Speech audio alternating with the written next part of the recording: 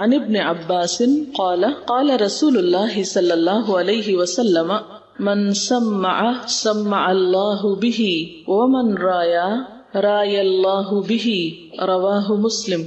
عن ابن عباس، ابن عباس سے روایت ہے، قال وہ کہتے ہیں یا انہوں نے کہا، قال رسول اللہ صلی اللہ علیہ وسلم کہ رسول اللہ صلی اللہ علیہ وسلم نے فرمایا، من جس نے سمع سنوایا، سمع اللہ سنوا دے گا اللہ بھی اس کو، ومن رایا اور جس نے دکھاوا کیا، رائے اللہ بھی دکھا دے گا اللہ اس کو. اسے مسلم نے روایت کیا ہے.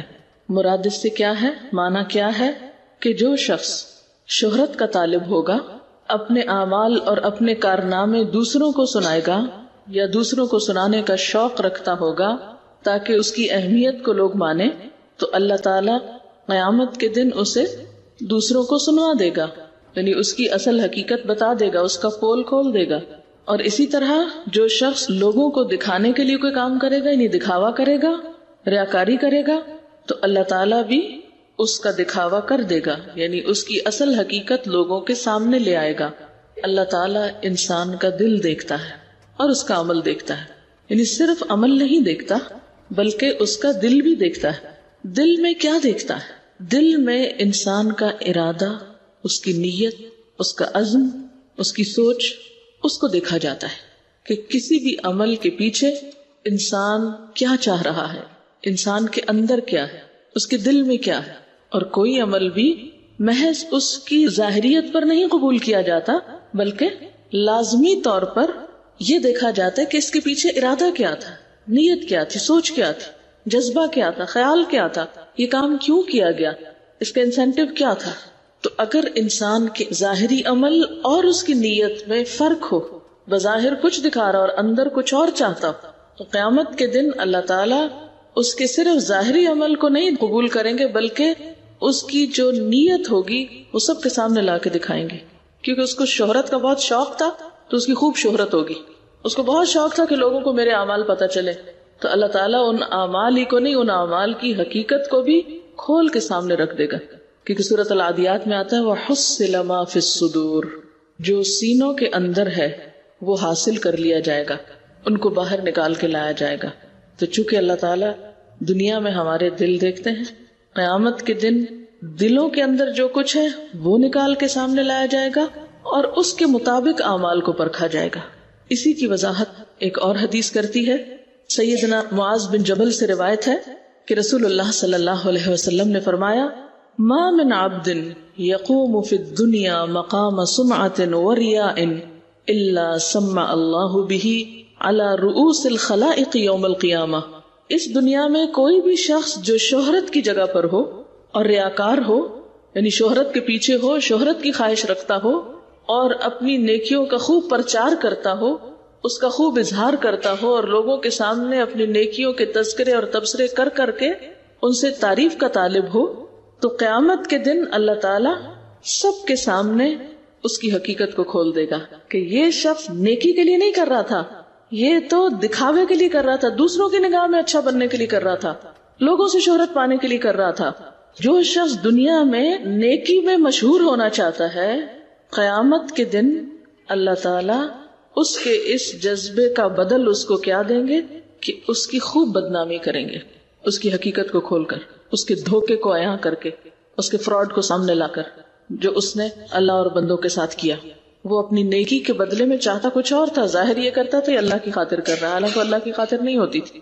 اور پھر جس شخص کے اندر یہ بیماری ہوتی ہے، اس کی بنیادی وجہ یہ ہوتی ہے وہ اپنی بڑائی چاہتا ہے، اپنے آپ کو منوانا چاہتا ہے، اپنی قیمت چاہتا ہے، اہمیت چاہتا ہے، امپورٹنس چاہتا ہے. تو ایسے انسان کی تسکین صرف اس سے نہیں ہو جاتی کہ وہ اپنے اعمال کا ذکر کرے اور اپنے اعمال کے بارے میں بتائے، بلکہ پھر وہ بعض اوقات جھوٹی باتیں بھی کرنا شروع ہو جاتا ہے. یعنی جو کچھ وہ ہوتا نہیں وہ بھی ساتھ ملا لیتا ہے. یعنی مثلاً اس نے کام چھوٹا سا کیا تو اس کو بڑھا چڑھا کے اتنا بڑا کر کے دکھاتا ہے، جیسے قرآن پاک میں آتا ہے وَيُحِبُّونَ أَن يُحْمَدُوا بِمَا لَمْ يَفْعَلُوا، کہ یہ لوگ کیا پسند کرتے ہیں کہ ان کی ان باتوں پہ بھی تعریف ہو، ان کاموں پر بھی ان کی اپریسیشن ہو جو انہوں نے کیے بھی کوئی نہیں.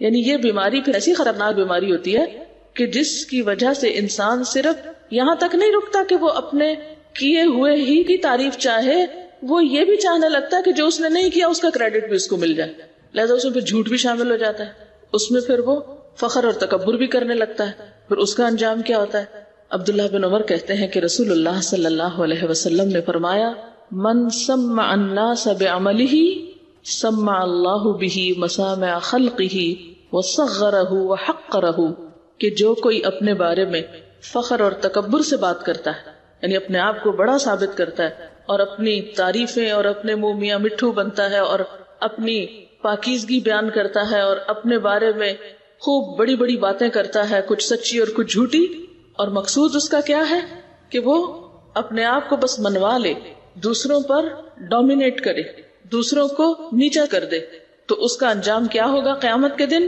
اللہ تعالیٰ اسے اپنی مخلوق کے سامنے ذلیل کرے گا اور حقیر کرے گا، رسوا کرے گا. صغرہ وحقرہ، یعنی جو تکبر کے بول بولے گا، جو اس نے کیا نہیں اسے بنا کے دکھائے گا، یا کیے ہوئے پر ہی ڈینگے مارے گا یا شیخیاں بگاڑے گا، تو قیامت کے دن اللہ تعالیٰ ساری مخلوق کے سامنے اس کو ذلیل و رسوا کریں گے اور اس کو چھوٹا ثابت کریں گے کہ یہ انتہائی مین شخص تھا، حقیر شخص تھا، چھوٹے دل کا مالک تھا. کیونکہ جو بڑے دل ہوتے ہیں نا، ان میں بڑی بڑی باتیں آ کے سما جاتی ہیں، کسی کو پتہ بھی نہیں چلتی، زبان پہ بھی نہیں آتی، چہرے پر بھی نہیں آتی. بڑے بڑے غم، بڑے بڑے دکھ وہ اندر ایسے چلے جاتے ہیں جیسے کوئی بات ہی نہ ہو، اور چہرے ویسے ہی پرسکون رہتے ہیں. لیکن جن کے دل اندر سے چھوٹے ہوتے ہیں، وہ اندر کچھ جاتا ہی نہیں، وہ سارا کچھ کہاں آتا ہے؟ سب باہر ہی آتا ہے. جن کے اندر واقعی ایمان ہوتا ہے، جن کے دلوں کی اصلاح ہو چکی ہوتی ہے، وہ اپنی نیکیوں کو بھی چھپانا جانتے ہیں. بڑی سے بڑی نیکی کر کے بھی وہ سمجھتے ہیں کہ ابھی تو بہت سی جگہ پڑی، ابھی تو کچھ کیا ہی نہیں، ابھی تو بہت کچھ کرنا باقی ہے، ابھی تو ڈیکوریشن مکمل ہی نہیں ہوئی دل کی. ان کو وہیں کہیں نہ کہیں چھپا کے ٹکا کے رکھ لیتے ہیں. اور جن کے دل کہیں قرار ہی نہیں پکڑے ہوئے، مالہا من قرار، تو پھر وہاں کیا ہے؟ کچھ اندر نہیں ٹکتا، کچھ اس ایمانی درخت کے بڑھنے کا ذریعہ نہیں بنتا، بلکہ فوراً باہر آ جاتا ہے، فوراً الٹ دیتا ہے انسان. اور بلکہ اس پر بھی نہیں چین آتا، مزید جھوٹی باتیں بھی اپنے سے منسوب کر کے دوسروں کو سناتا ہے. تو ایسا شخص کیا یہ سمجھتا ہے کہ وہ اللہ تعالیٰ کی نظر میں نہیں؟ اللہ سب دیکھ رہا ہے. تو ہوگا کیا؟ من سمع سمع اللہ بہ ومن رایا رایا اللہ بہ. اب یہاں سمع اور رایا دو لفظ ہیں، ایک کا تعلق سنوانے سے اور ایک کا دکھانے سے. سنوانا کیا ہے؟ یعنی منہ سے بولنا باتیں، ڈینگے مارنا یا نیکیوں کا تذکرہ کرنا یا دم بھرنا. اور رایا کیا ہے؟ ایسے ایکشنز، ایسے کام، ایسے طور طریقے جو دکھاوے میں آتے ہیں. تو یہ جو ریاکاری ہے یہ اصل میں دل کی بیماری ہے. یہ جو دکھاوا ہے، یہ شہرت کی طلب ہے یا اپنی مشہوری خود کرنا، سمع، یہ بظاہر یوں لگتا ہے کہ جیسے زبان اور ظاہری عمل ہے. اظہار تو ظاہر ہے زبان سے ہوگا یا عمل سے ہوگا، لیکن اصل میں تو دل کی بیماری.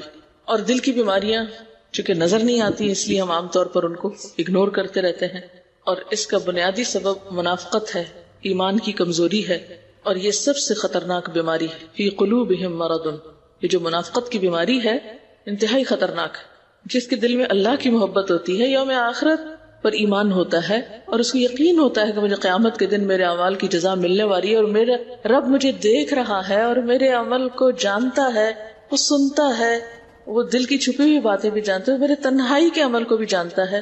میری کوئی نیکی ضائع جا ہی نہیں سکتی، میرا کوئی عمل بیکار ہو ہی نہیں سکتا، چاہے کسی کو پتہ نہ چلے، چاہے اس کی کوئی تعریف نہ کرے، چاہے اس پر کوئی مجھے صلہ نہ دے، چاہے کوئی شکریہ ادا نہ کرے، اس سے کوئی فرق نہیں پڑتا. اس لیے کہ جس کے لیے میں نے کیا ہے اس نے دیکھ بھی لیا، اس نے سن بھی لیا، اس نے لکھ بھی لیا، اس نے محفوظ کر لیا، اور وہ سب سے بڑھ کر جزا دینے پر قادر ہے. تو ایسے شخص کو ایک قرار اور ایک ثبات حاصل ہوتا ہے، وہ مطمئن ہو جاتا ہے. اس کو صرف اس سے دلچسپی ہوتی ہے کہ مجھے کیا کرنا ہے اور وہ میں نے کیا ہے یا نہیں، اور اس کو میں مزید کیسے بہتر بناؤں. وہ اس چیز کے پیچھے نہیں جاتا اور اس میں وقت ضائع نہیں کرتا کہ میں پھر اس کا اشتہار کیسے لگاؤں اور کہاں کہاں لگاؤں. تو ریاکاری یا دکھاوا ہوتا کیا ہے؟ لفظی معنی تو اس کا ہوتا ہے دکھانا، نمائش کرنا. اور اسلامی اصطلاح میں کوئی کام اللہ کی خوشی کے لیے نہیں، لوگوں کو دکھانے کے لیے کرنا، یا یوں کہیے کہ اللہ کو دکھانے کے لیے نہیں، اللہ کی خاطر نہیں، لوگوں کی خاطر اور لوگوں کو دکھانے کے لیے. اور لوگوں کو کیوں دکھانا؟ تاکہ لوگ تعریف کریں یا لوگ ہمیں بڑا مانیں. تو اصل میں پھر پیچھے چھپی ہوئی بیماری کیا ہے؟ وہی تکبر، خود کو بڑا ثابت کرنا، خود کو بڑا بنانا. اور یہی ضد ہے اصل میں عبادت کی. یعنی عبد جو ہوتا ہے اس کے اندر کبر نہیں ہوتا، اور عبادت کی اصل روح ہی ہے الخشوع والتذلل، کہ انسان کے اندر عاجزی اور ہمبلنس ہو، وہ بڑے سے بڑا کام کر کے یہ سوچے کہ ابھی تو کچھ بھی نہیں کیا. کبھی وہ نیکی کر کے مطمئن نہ ہو جائے، اس کو بڑا نہ سمجھے، کبھی اس پر بڑائی کا اظہار نہ کرے. اب آپ دیکھیں کہ یہ دکھاوا پھر عموماً کن کن چیزوں میں ہوتا ہے. سب سے پہلے تو ہم عبادات کو دیکھتے ہیں. ایک حدیث میں آتا ہے، آپ صلی اللہ علیہ وسلم نے فرمایا، جس نے دکھاوے کی نماز پڑھی اس نے شرک کیا، جس نے دکھاوے کا روزہ رکھا اس نے شرک کیا، جس نے دکھاوے کا صدقہ کیا اس نے شرک کیا. تو یہ شرک کون سا شرک ہے؟ ریاکاری کا شرک، یعنی اللہ کے ساتھ اوروں کو بھی شریک کر لیا. نماز کس کے لیے؟ قل ان صلاتی و نسکی و محیای و مماتی للہ رب العالمین. تو نماز کس کے لیے ہونی چاہیے؟ ہماری اللہ کے لیے. تو جب ہم اللہ کے لیے نہیں کرتے اور لوگوں کے لیے کرنے لگتے ہیں، یہ لوگوں سے تعریف چاہتے ہیں، یہ لوگوں کی نظر میں نیک بننا چاہتے ہیں، تو وہ شرک کر دیا نا ہم نے. تو اسی لیے دکھاوے کی نماز کو شرک کہا گیا، دکھاوے کے روزے کو وغیرہ وغیرہ. اب آپ دیکھیں کہ نماز میں ہم کیسے دکھاوا کرتے ہیں، نماز کا دکھاوا کیا ہوتا ہے، اور نماز میں دکھاوے پر کس قدر وعید بھی آئی ہے قرآن پاک میں. فویل للمصلین الذین هم عن صلاتهم ساہون الذین هم یراؤون ویمنعون الماعون. ایسے نمازیوں کے لیے کیا حکم ہے؟ ہلاکت ہے ان کے لیے جو اپنی نمازوں سے بے خبر ہیں اور وہ دکھاوا کرتے ہیں. الذین هم یراؤون، نماز پڑھتے ہوئے تو دکھاوے کی پڑھتے ہیں، یا پڑھ رہے ہوتے ہیں تو دکھاوے کی طلب ہوتی ہے انہیں. ایسی نماز کیسے پہچانیں گے؟ اصل میں چاہتے یہ ہوں کہ ہم اپنے اعمال کو خود پہچان لیں، ہم اپنے بیماریاں خود جان لیں کہ دکھاوے کی نماز کیسی نماز ہوتی ہے، اس میں کیا ہوتا ہے، کیسے پہچانی جائے گی کہ نماز دکھاوے کی ہے یا نہیں. اکیلے میں نماز پڑھے انسان تو جھٹ پٹ پڑھ لے، اور لوگوں کے سامنے پڑھے ٹھہر ٹھہر کے خشوع و خضوع سے، طویل رکوع طویل سجدے، یہ دکھاوے کی نماز ہے. اگر آپ اللہ کے لیے پڑھ رہے ہیں تو آپ تنہائی میں بھی اسی طرح یا اس سے بھی اچھی پڑھیں گے، کیونکہ اللہ دیکھ رہا ہے. ہم تو اللہ کو دکھانے کے لیے پڑھ رہے ہیں. اب ایسا شخص اللہ تعالیٰ کا کیا اکرام کرتا ہے کہ جو اللہ کے سامنے تنہائی میں کھڑا ہو کر تو نماز کا حق ادا نہیں کرتا، لیکن جب لوگوں کے بیچ میں ہوتا ہے تو خوب اچھا سا نمازی بن جاتا ہے. اور کیا ہوتا ہے، کچھ جگہوں پر نماز پڑھ لینا اور کچھ پہ نہ پڑھنا. جہاں یہ ڈر ہو کہ لوگ کیا کہیں گے، وہ نماز پڑھ لینا لوگوں کے ڈر سے، ان کو دکھانے کے لیے کہ میں بھی نمازی ہوں. اور جہاں ایسے لوگ مل جائیں کہ جو نمازی پڑھتے تو وہاں ویسا ہو جانا. نماز کو حسین بنانے والی جتنی بھی چیزیں ہیں ان کا تنہائی میں خیال نہ کرنا اور سب کے سامنے ان سب چیزوں کا اہتمام کرنا. اچھا، اسی طرح نوافل پڑھ کے اس کا تذکرہ کرنا، تہجد وغیرہ کا ذکر بہت کرنا، باتوں باتوں میں ڈائریکٹلی انڈائریکٹلی. وہ میں تہجد کے وقت اٹھی تو یہ ہو گیا، ہاں اگر دل میں خیال یہ تھا، یہ سوچ کے کہا کہ چلو اس طرح ان کو یہ بھی پتہ چل جائے گا کہ میں تہجد کے وقت اٹھتی ہوں. ہو سکتا ہے کسی نے نوٹس ہی نہ لیا ہو، مگر آپ پکڑے گئے اللہ کے ہاں، آپ کا دھوکہ لکھ لیا گیا کہ آپ نے لوگوں کو بھی دھوکہ دیا، اور جو اللہ کے لیے کام کرنا تھا وہ آپ نے لوگوں کے نام کر دیا. ہم میں سے ہر ایک کو اپنا جائزہ لینا ہے کہ ہم خود کیا کر رہے ہیں. کہیں ہم تو ایسے لوگوں میں شامل نہیں، کہیں ہمارے اندر تو ایسی کوئی چیز نہیں، ہماری نماز تو دکھاوے کی نہیں. یہ آپ دیکھیے کہ تنہائی کی نماز اور لوگوں کے سامنے کی نماز میں ہمارا فرق کیا کیا ہوتا ہے. منافقین کے بارے میں آتا ہے نا کہ وہ کیا کرتے ہیں، اذا قاموا الی الصلاۃ قاموا کسالى یراؤن الناس. ویسے کوئی نہیں پڑھنی تھی، اب لوگ نظر آگے تو پڑھ لی. ایک تو یہ چیز ہوگی.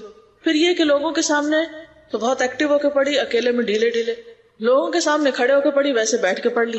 ہاں، لوگوں کے سامنے بہت کانشیسلی نماز پڑھی اور اکیلے میں جیسے تیسے ادا کر لی. نماز کے بعد روزہ، روزے کا دکھاوا کیسے ہوتا ہے؟ روزے کا اظہار اپنے رویے سے کرنا. اب دیکھیے کہ حدیث پاک میں آتا ہے کہ اللہ سبحانہ وتعالیٰ فرماتے ہیں الصوم لی وانا اجزی بہ، روزہ تو میرے لیے ہے اور میں اس کی جزا دوں گا. یعنی کسی تیسرے کو نہیں پتا چلتا کہ کوئی روزے سے ہے یا نہیں. اگر آپ کچھ نہیں کھا رہے تو کسی کو نہیں پتا چلے گا. لیکن اگر آپ نے کئی روزہ رکھ ہی لیا، خصوصاً نفلی، فرض تو سب کو ہی پتا ہوتا ہے کہ وہ مہینہ ہے، کسی نے نہ بھی رکھا تو لوگ یہ سمجھتے ہیں، لیکن نفلی روزے میں عام طور پر ریاکاری کا اندیشہ ہوتا ہے. تو اس میں گرتے پڑتے رہنا، چہرے کی حالت، آنکھوں سے، رویے سے یہ ظاہر کرنا، چاہے منہ سے نہ بھی بتانا.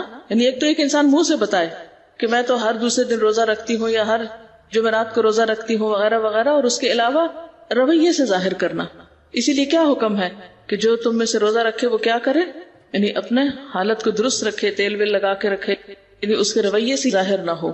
پھر اسی طرح حج کا دکھاوا کیا ہے؟ نام کے ساتھ حاجی صاحب لگوانا، الحاج، یعنی القابات میں اضافہ کرتے چلے جانا. حالانکہ حج کی نیت میں ہمیں کیا دعا سکھائی گئی؟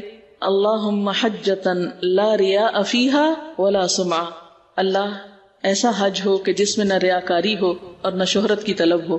حضرت انس بن مالک کہتے ہیں کہ رسول اللہ صلی اللہ علیہ وسلم نے ایسی سواری پہ حج کیا جس کی زین پرانی تھی اور آپ کے جسم پر ایسی چادر تھی جو 4 درہم یا اس سے بھی کم قیمت کی تھی، اور آپ فرما رہے تھے اللہم حجۃ لا ریاء فیہا ولا سمعہ، یعنی انتہائی ہمبل ہو کر۔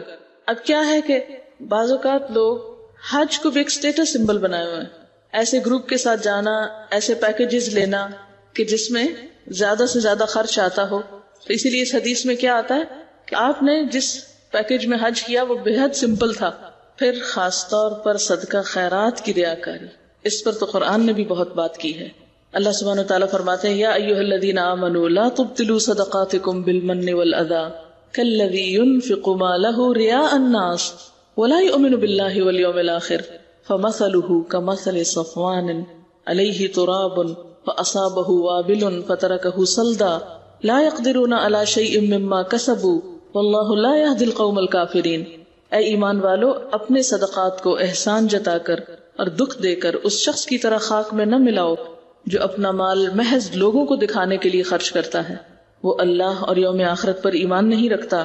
اس کے خرچ کی مثال ایسی ہے جیسے ایک چٹان تھی جس پر مٹی کی تہ جمی ہوئی تھی، اس پر جب زور کا می برسا تو ساری مٹی بہہ گئی، صاف چٹان کی چٹان رہ گئی۔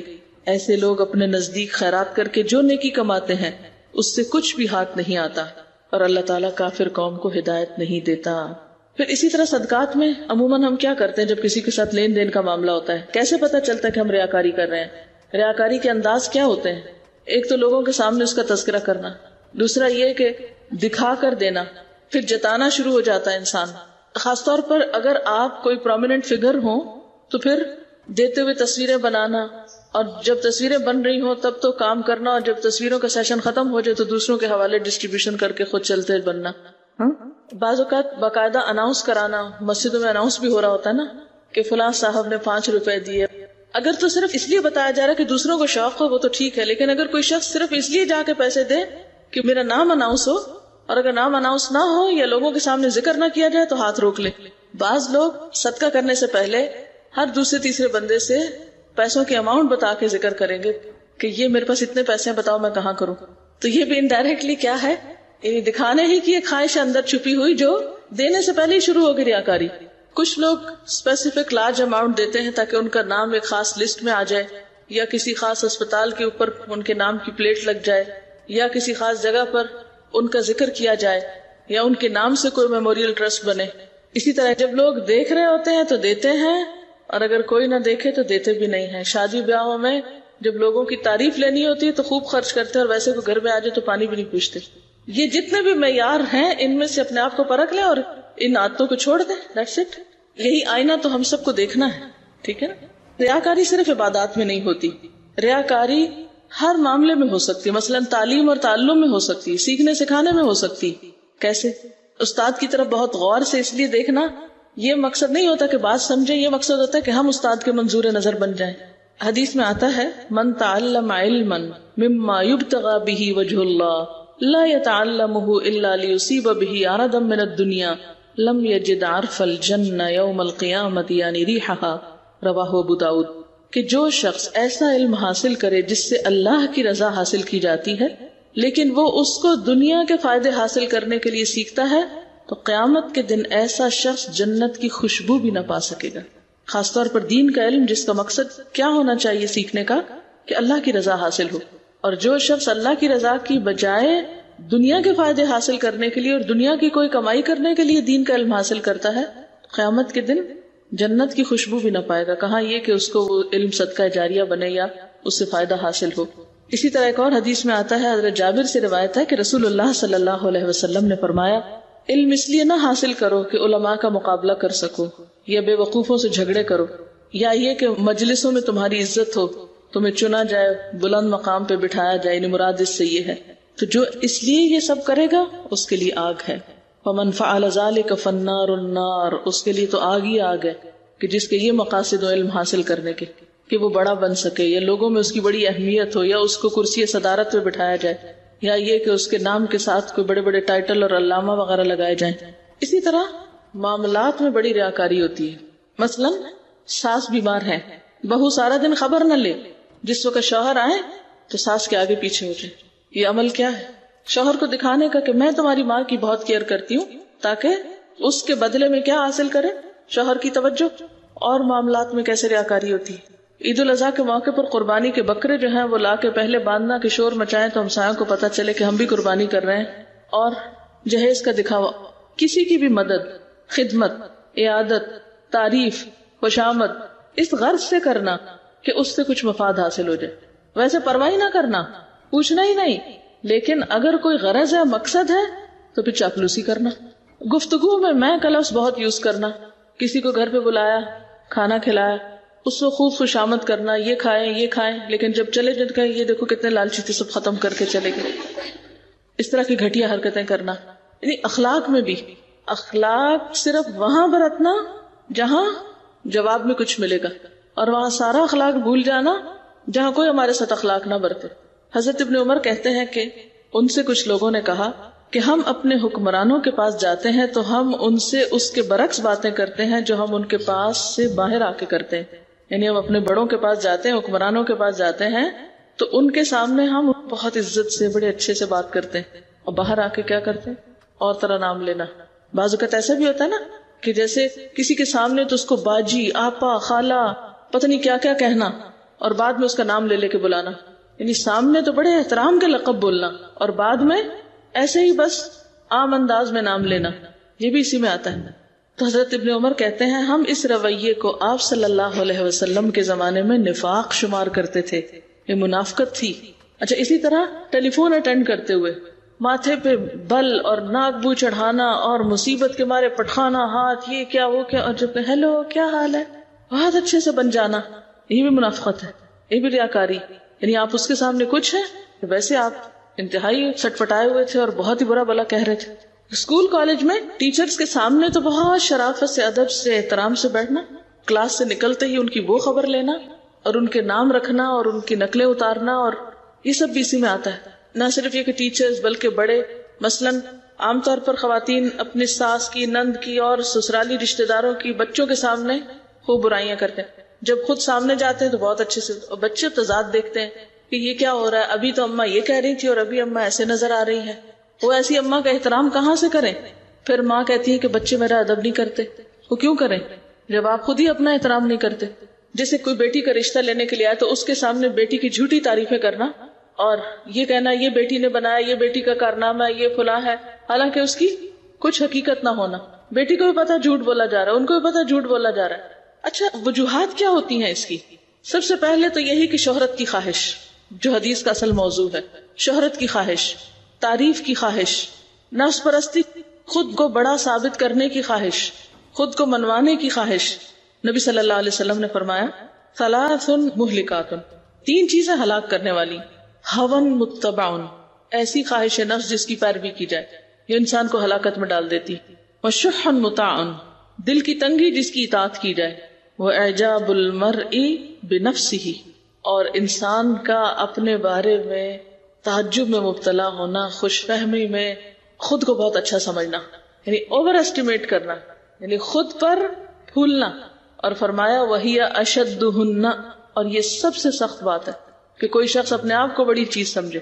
آپ کو پتہ ہے کہ ریاکاری کا ایک نقصان تو یہ کہ سمع اللہ بہ، اللہ تعالیٰ خود کھول کے سب کو بتا دیں گے. ایک یہ کہ لوگ اس حال میں ہوں گے کہ ان کو دیکھ کے پتہ چل جائے گا کہ ان کا یہ انجام ریاکاری کی وجہ سے ہو رہا ہے. اس کی کیا دلیل ہے؟ حدیث میں آتا ہے کہ میں نے رسول اللہ صلی اللہ علیہ وسلم کو فرماتے ہوئے سنا. حضرت ابو سعید بیان کرتے ہیں کہ قیامت کے دن ہمارا پروردگار اپنی پنڈلی کھول دے گا تو ہر ایماندار مرد اور ایماندار عورت اسے سجدہ کریں گے، یعنی ہر ایک سجدے میں گر جائے گا. لیکن جو شخص دنیا میں دکھاوے اور شہرت کے لیے سجدہ کیا کرتا تھا وہ باقی رہ جائے گا. وہ سجدہ کرنے لگے گا تو اس کی پشت ایک تختے کی طرح ہو جائے گی، اکڑ جائے گی، یعنی جھک ہی نہیں سکے گا، لہٰذا وہ سجدہ نہ کر سکے گا. یہ بخاری کی روایت ہے. سورۃ القلم میں آتا نا یوم یکشف عن ساق ویدعون الی السجود فلا یستطیعون، جس روز پنڈلی کھولی جائے گی اور لوگوں کو سجدے کے لیے بلایا جائے گا تو لوگ سجدہ نہ کر سکیں گے. یہ کون لوگ ہوں گے جو سجدہ نہ کر سکیں گے؟ جو دنیا میں دکھاوے کے لیے نمازیں پڑھتے تھے. یعنی سمع اللہ بھی، رایا اللہ بھی میں یہ چیز آتی ہے. یعنی جو دکھاوا کرے گا اللہ اس کو دکھا دے گا. کس حال میں دکھا دے گا؟ وہ اکڑا کھڑا ہوگا. وہ اکڑ تھی نا جو اس کے اندر، وہ اسی طرح اکڑا کھڑا رہے گا وہاں. اب یہاں ایک چیز ہے کہ بعض اوقات انسان تو یہ نہیں چاہتا کہ وہ دکھاوا کرے، وہ نہیں تعریف چاہتا. لیکن لوگ خود ہی آ کے تعریفیں کرنے لگتے ہیں. آپ کوئی اچھا کام کرتے ہیں تو لوگ فوراً پہنچ جاتے ہیں آپ کی تعریف کرنے.